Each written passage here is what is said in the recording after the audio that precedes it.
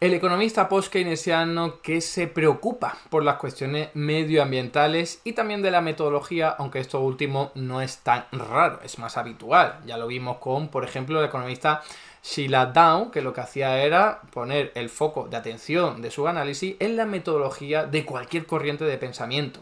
Lo que ocurre es que, en este caso, Jesper Jespersson, que es un economista danés que ha trabajado con Sheila Down por el tema de la metodología, y luego os haré alguna recomendación de algún libro, resulta que en los últimos años se ha preocupado por la metodología para abordar las cuestiones medioambientales, que es un temazo, porque ya sabéis que básicamente la escuela de pensamiento convencional se centra sobre todo en las cuestiones monetarias. Entonces ahí queda al margen todo aquello que tiene que ver con contaminación, con residuos, imaginaos, ¿no? Dióxido de carbono vertido al aire, pérdida de una especie animal, eso no se cuantifica monetariamente. Así que las aportaciones de este hombre, Jespersen, son básicamente para introducir el análisis económico dentro de las cuestiones medioambientales, que insisto es un temazo, pero lo hace desde un punto de vista post-keynesiano. Ahí es donde encontramos un vínculo que es además orgánico, porque si pensáis que algún economista clásico, neoclásico o liberal pueda hacer esto, que sepáis que es imposible, ¿vale? Porque tienen una cosmología que es absolutamente incompatible con introducir los aspectos medioambientales dentro del análisis económico, pero desde un punto de vista institucionalista, marxista y post-keynesiano sí se puede hacer. Así que vamos a hablar muy poquito de la vida de este hombre, apenas hay nada publicado, y un poquito más de su obra. Bueno, aquí tenéis una imagen de él, es un economista danés, nació en 1948, hace ya bastante tiempo, en una ciudad que no sé pronunciar, pero más o menos era como Holbæk o algo así en Dinamarca. En 1975 ya se licenció, pero se licenció no en economía, sino en ciencias políticas, en la Universidad de Copenhague. Luego sí que hizo un doctorado y se acabó doctorando con una tesis doctoral que hablaba de economía internacional. Esa es la tesis en 1979. Economía internacional en el Instituto Universitario Europeo. Así que es un politólogo que se pasó al lado de la economía, lo cual siempre es muy enriquecedor a la hora de aproximarse a las cuestiones económicas, ¿no? Y en el año 2007, ya un poco aquí como una especie de curiosidad o de preocupación personal, se doctoró en Ciencias de la Administración en la Universidad de Roskilde. Él ha sido también profesor visitante en la London School of Economics, fue también becario de investigación de Joan Monnet, pero la verdad es que apenas he encontrado más información al respecto y he buscado muchísimo. Pero hay gente que no publica su vida o no le entrevistan sobre su vida, así que hasta aquí podemos leer sus cuestiones personales. Así que hoy no traigo anécdotas ni traigo nada que sea más o menos relevante, más allá de que conoció a Sheila Down, como veremos luego, y escribieron un libro conjuntamente. El primer libro que aquí os traigo para comentar es este, ¿vale? Escrito en el año 2005, o sea, ya ha avanzado el tiempo. Fijaos que se doctoró en 1975 y yo no sé si es que he mirado mal, pero yo creo que no tiene ningún libro más o menos relevante hasta el año 2005. O sea que estuvo haciendo, me imagino, investigación en la universidad en vez de publicar libros divulgativos, como este. Que la verdad es que está bastante bien, es de los pocos de este hombre que yo conozco y he podido ojear, y es un manual para explicar las cuestiones post-keynesianas, pero desde un punto de vista súper divulgativo, podríamos decir, porque tiene un montón de ilustraciones. Fijaos que el libro se llama Introducción a la teoría macroeconómica, y aparece por ahí Keynes, o sea que claramente la teoría post-keynesiana, todo lo que es la teoría general del dinero y todo ese nombre rimbombante del famoso libro de Keynes, pero insisto, con dibujitos, sin apenas matemáticas, y está orientado a los que son estudiantes de economía o a los que quieren aprender economía. La verdad es que está bastante bien para acercarse al pensamiento post-keynesiano para las cuestiones macroeconómicas. ¿A qué me refiero? Tipo de interés, tasa de desempleo, demanda agregada, todos estos factores que son los típicos de la corriente post-keynesiana, ¿no? La preocupación de esta. Aquí tenéis uno de sus libros más famosos de todos, que es la carne, o sea, la parte ¿cómo decirlo?, el plato fuerte, ¿no?, de todo lo que este hombre ha elaborado, y es la metodología para atender las cuestiones macroeconómicas. Yo lo he avanzado antes en el mismo hilo que Sheila Dow. Se trata de, oye, vamos a darle importancia a la elección de la metodología, porque se habla muy poquito. Aquí se pone a debatir un economista neoclásico con un economista monetarista o con un economista marxista, y nunca se habla de la metodología que utilizan, cuando la metodología cambia todo. Tú utilices una cosmovisión y una metodología particular, los resultados van a darte los que sean. No va a poder salirte de ahí. Si una persona está utilizando una metodología diferente, te acabará dando resultados diferentes y prescripciones políticas, de política económica, muy, muy diferentes. Así que este libro es una puesta en valor de la elección de la metodología, porque lo va a cambiar todo. Y además, este hombre, Jespersen, que además idolatra a Keynes, habla de que este hombre en su día, hace prácticamente 100 años, le daba muchísima importancia a la metodología, ¿no? Así que ahí tenéis la base de Keynes. Era: el mundo tiene incertidumbre porque no conocemos el futuro, la famosa incertidumbre radical, y con los modelos de equilibrio que son típicos de los economistas neoclásicos es imposible abordar la realidad económica, porque en la realidad no hay equilibrio nunca. Siempre hay incertidumbre y no sabemos muy bien qué es lo que va a deparar el futuro. Así que olvidémonos de esos modelos absolutamente obsoletos y surrealistas que no sirven para nada, y utilicemos modelos que, aunque no sean tan elegantes, tan formales, expliquen mucho mejor la realidad. Ahí es donde está la metodología que de alguna forma inauguró John Maynard Keynes hace un montón de tiempo, ¿no? Hace pues más de 90 años. Fijaos que aquí tenemos otro libro, ¿vale? Este está escrito con otro compañero, se llama La teoría general de Keynes, pero para hoy, ¿vale?, para perspectivas contemporáneas de hoy. Y bueno, la verdad es que la portada es una chulada, porque parece que es como leerlo en un Kindle, ¿no?, en un lector de libros digitales. ¿Y de qué se habla aquí? Pues fijaos, es la conmemoración del 75 aniversario de este libro que estamos hablando, de la teoría general. Es el año 2012 cuando se publica esto, y es un ensayo de destacados post-keynesianos.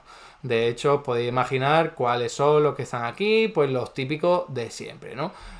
Malcolm Sayers, Sheila Dow, y básicamente es lo que os digo, cómo de útil e importante fue la teoría general de Keynes para explicar los acontecimientos actuales, ¿vale? Sobre esto hay muchísimos libros, además no os puedo contar mucho más al respecto, porque hay a patadas, libros de estos hay a patadas, la verdad, porque son libros editados por uno o dos autores, pero luego incluyen un montón de capítulos y de textos de otros.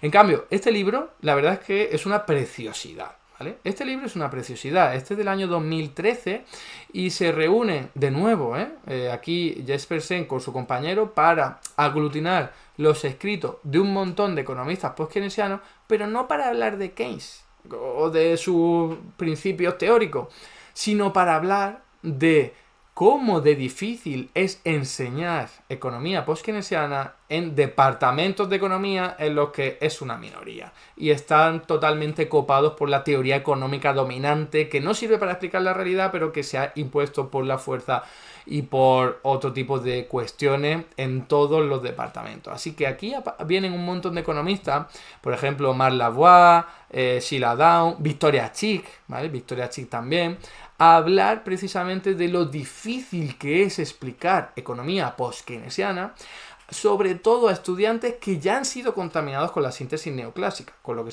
todavía desgraciadamente se enseña en las facultades de economía, ¿no? Entonces, como digo, es una preciosidad sobre todo para los profesores universitarios heterodoxos, porque hay algunas pistas, algunas reflexiones sobre lo difícil que es descontaminar a nuestros propios estudiantes. Yo lo digo muchas veces, me resulta mucho más fácil explicar economía heterodoxa a alumnos de letras o a alumnos de derecho que alumnos de economía, porque ya están pensando en demanda, oferta, equilibrio y tal, y de ahí no salen, desgraciadamente. Han sido inoculados con ese virus y es muy, muy difícil de verdad hacer que despierten. Es mucho más fácil hacerlo con gente que utiliza otra metodología, otras cosmovisiones. Aquí tenéis un libro que tengo que comentar, pero os podéis imaginar de qué va. El euro, ¿por qué falló? ¿Vale? Es ya del año 2016. y es un típico libro que no aporta nada nuevo. Es por qué la eurozona iba tan mal en esta época, antes del año 2016, y es básicamente una explicación al uso keynesiana de desequilibrios por cuenta corriente que no se compensan con solidaridad interterritorial, ni con política fiscal, ni con política bancaria, o sea, lo de siempre. Aquí Jespersen lo que dice es, como esto siga así, el euro va a implosionar. Lo de siempre, lo que tanta gente dijo, que no ha ocurrido porque afortunadamente la eurozona reaccionó a partir del año 2015, un poquito en 2012, pero muy levemente, y sobre todo con 2020, ¿vale? O sea, no sé si me he equivocado con las fechas, creo, pero en el año 2012, luego 2015 y en el año 2020 con la pandemia fue cuando reaccionó del todo e impidió que el euro se fuera al garete, ¿no?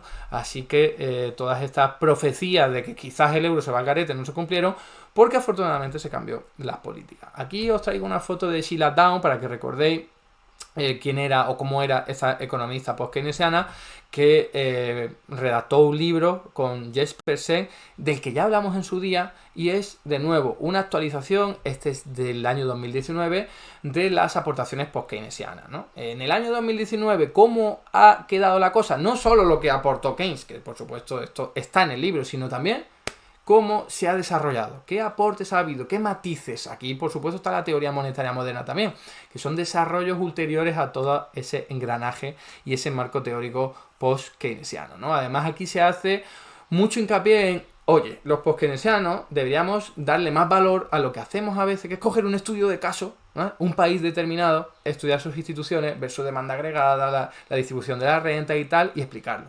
Dice que esa es la mejor forma de hacer ver a la gente que la corriente post-keynesiana es muy potente a la hora de explicar la realidad, mucho más potente que, por ejemplo, el análisis marxista, que se queda en abstracciones y no baja a lo concreto, ¿no? Bueno, pues esto también se pone en valor en este libro. Y para terminar, pues con lo prometido, este libro no me lo he leído porque no sé danés, no está ni subtitulado, perdón, ni traducido al castellano ni a ningún otro idioma, es solo danés.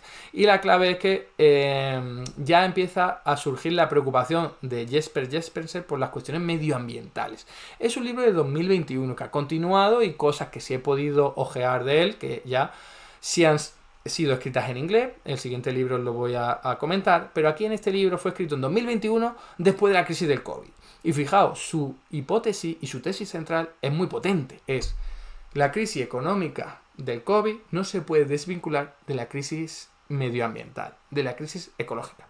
Esto es decir mucho para un economista tan apegado a la tradición post-keynesiana que siempre han pasado olímpicamente las cuestiones medioambientales. No todos, pero aquí Jespersen dice, oye, no sé, vio la luz de alguna forma y se empieza a centrar en el medioambiental. Este libro es un aporte para su propio país, cómo Dinamarca, por eso no ha sido traducido a otros idiomas, cómo Dinamarca puede solventar la crisis del COVID, cómo puede además hacer frente a la crisis medioambiental, de dónde puede salir el dinero para afrontar esos desafíos, ¿vale? Os podéis imaginar de dónde sale el dinero, o sea, son unas visiones post-keynesianas, poner al servicio de la economía al Estado y al dinero que puede crear el Estado, ¿vale? Entonces, de esto va este libro, que insisto, está en danés, pero tenemos afortunadamente este libro que es bastante bueno, bastante interesante, sobre todo a la gente que le guste el tema de intersección entre lo post-keynesiano y lo medioambiental, que no es el último libro que hay, ni el único libro que hay, ni mucho menos, pero este es del año 2024. O sea, si no os podéis ni imaginar la cantidad de veces que me lo han recomendado, en plan, tienes que leerlo, tienes que leerlo, tienes que leerlo, porque al fin y al cabo es un poco de lo mío, ¿no? Esa preocupación medioambiental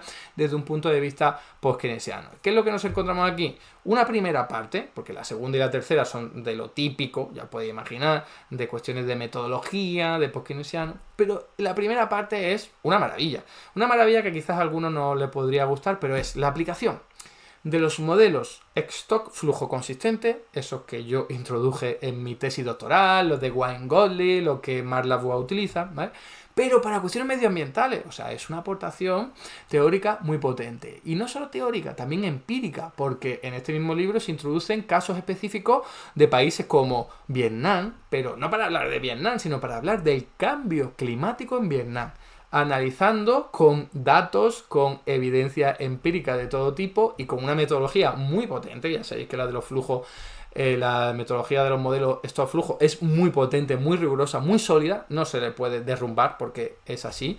Y luego hay, por ejemplo, también modelos aplicados para Latinoamérica, para las tensiones que producen los cambios en políticas medioambientales. O sea, cualquier tipo de cuestión de, oye, resulta que este país se basa en extraer cobre o vender petróleo fuera, pues las políticas medioambientales aquí chirrían mucho. Pues eso también es analizado a través de estos modelos. Y luego también tenemos modelos empíricos de estos modelos flujo consistente para Dinamarca y para Francia. O sea, que se mete aquí, se arremanga. Y ya sabéis que yo soy ciertamente crítico con estos modelos porque son muy ambiciosos. Dice, venga, lo metemos todo aquí en una ecuación, un modelo muy sólido, insisto, matemáticamente, y luego lo que nos arroje va a ser más o menos lo que va a ocurrir. Y cuidado, porque la realidad no se puede predecir ni muchísimo menos, pero sí es verdad que este tipo de modelos son mucho más precisos que los convencionales y sobre todo que te dan una imagen pues desde luego mucho más realista, mucho más útil, mucho más completa. Así que si os gustan estos temas, la verdad es que el nuevo hilo que ha adoptado Jespersen pues es bastante interesante. No sabemos cuánto más hará de esto ni cuánto tiempo le dará a hacerlo porque nació en 1948, pero igual que Jespersen ha tirado por ahí, también han tirado otros autores de los que hablaremos más adelante. Hasta aquí el vídeo de hoy. Muchas gracias por estar ahí y si te ha resultado interesante no dudes en comentar, darle like y compartir, que la teoría económica dominante no se combate sola.